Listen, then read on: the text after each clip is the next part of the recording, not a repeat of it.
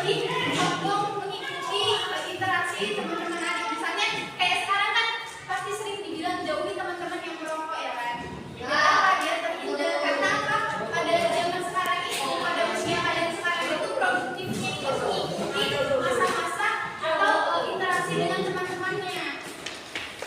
Dan yang ketiga itu kita membahas mengenai akibat dari kecemasan sosial. Nah, ada beberapa akibatnya yaitu dampak emosional, di mana orang yang mengalami kecemasan sosial ini akan mengalami emosional yang terganggu, yaitu sering mengalami mood swing ya, yang sekarang bilang. Itu kadang dia kayak merasa kayak setia, terus kayak merasa sedih, terus kayak merasa tidak senang. Nah, itu merupakan gangguan mental. Jadi adik-adik kalau misalnya adik-adik kalau merasa kayak gitu udah bisa diperiksa sedikit ya. Biar nggak puas setelah gila ya Pak.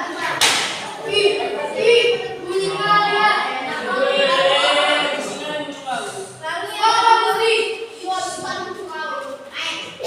Lalu yang kedua adalah perilaku di mana pengindaran interaksi sosial dapat mengganggu hubungan pribadi dengan profesional. Nah, ini di mana kalau adik-adik yang mengalami kecemasan sosial ini sulit sekali mengatur waktu pribadi dengan profesional. Kan ini kan kayak saya dan kakak bilang bahwa anak-anak yang mengalami kecemasan sosial itu pasti akan sulit untuk bergaul dengan teman-temannya atau dengan lingkungan luarnya. Kalau kita di lingkungan pekerjaan itu kan pasti umumnya harus berinteraksi kan. Jadi ketika kita mengalami kecemasan sosial itu akan mengganggu kerja profesional kita dan juga pribadi. Lalu yang ketiga ada gejala fisik. Nah, gejala fisik ini seperti yang tadi kakak bilang tadi, yang ada jantung berdetak kencang, muntah, mual, pusing ataupun bisa. Apa itu? Tadi juga beberapa gejala dari kecemasan sosial. Lalu ada juga beberapa gejala yang tadi seperti yang kakak bilang, ada takut untuk berinteraksi dengan orang lain. Di sini ada nggak yang sering menyendiri kalau disuruh kerja kelompok? Nah, itu mungkin bisa dibilang oleh introvert atau orang yang mengalami kecemasan sosial. Di sini ada tahu bahwa orang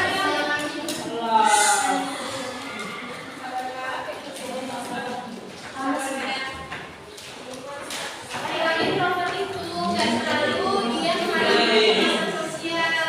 Nah, introvert itu kadang dia bisa mengatur waktu dia, kadang dia bisa bergaul dengan orang luar, kadang dia bisa suka kesepian.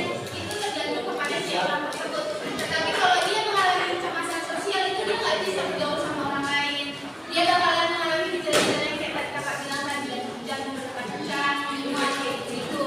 Lalu yang kedua, menghindar atau merasa khawatir yang berlebihan ketika berkumpul dengan orang asing. Nih, kalau misalnya udah terlalu fatal dari kecemasan sosial ini, dia bukan hanya takut ketika berkumpul dengan teman-temannya, tapi ketika berkumpul dengan keluarga pun dia merasa takut. Karena ya itu kecemasan sosial itu karena keluarganya sendiri kan, tapi dia bisa takut untuk berinteraksi dengan keluarganya.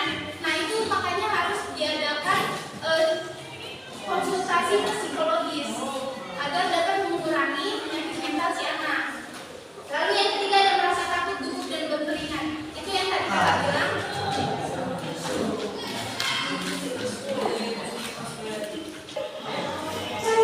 Nah, selanjutnya kita membahas mengenai cara mengatasi kecemasan sosial. Ada nggak yang bisa ngasih saran cara mengatasi kecemasan sosial?